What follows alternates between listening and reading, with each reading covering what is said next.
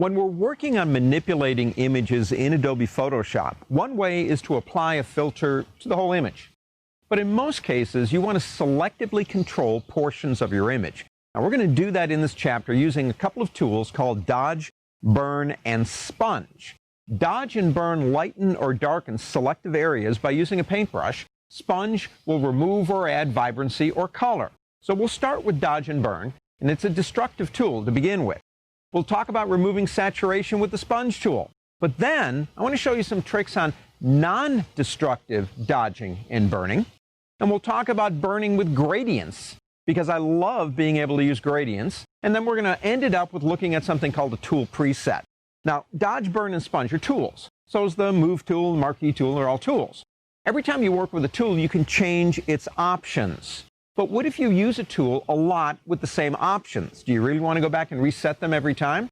We're going to talk about presets, how you can make your own presets for every one of your tools. That and more in this chapter.